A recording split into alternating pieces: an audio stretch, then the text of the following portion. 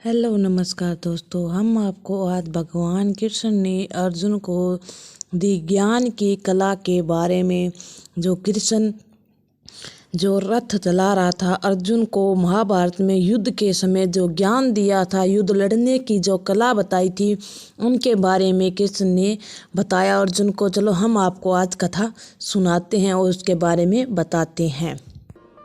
उसके मन में मेरे प्रति प्रेम और भक्ति भाव है या नहीं, ये देखता हूं। जिस पूजा में विधि ही विधि हो और प्रेम तथा भक्ति ना हो, उस पूजा द्वारा कोई भी मुझे प्राप्त नहीं कर सकता। वाह प्रभु वाह। मुझे संपूर्ण साधने की एक ही शर्त है, मुझ में मन लगाए, मेरा ध्यान लगाए। इस संबंध में एक विचार और है। आपका ध्यान लगाते समय मन में केवल आप रहें और संसार का कोई विचार बाधा ना डाले।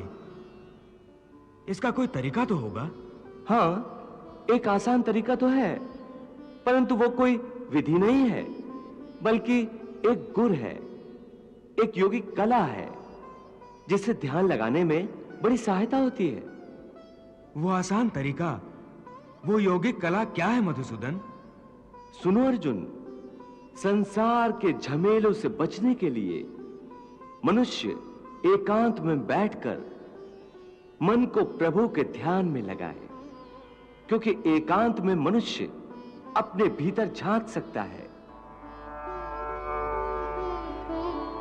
परंतु ध्यान लगाने के लिए अपने अंतर में झांकने की क्या आवश्यकता है?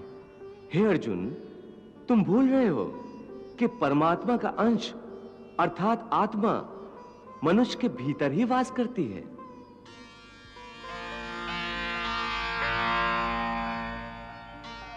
इसी आत्मा से संपर्क ही प्रभु से मिलन का पहला चरण है। इसलिए हे अर्जुन, जो मुझसे मिलन चाहता है, उसे सबसे पहले अपने अंतर में ही झांकना चाहिए। और यह तभी संभव हो सकता है जब मनुष्य का अपना शरीर उसके नियंत्रण में हो। यदि देह काबू में ना हो, तो मनुष्य को ध्यान लगाने का उद्देश्य नहीं मिल पाएगा।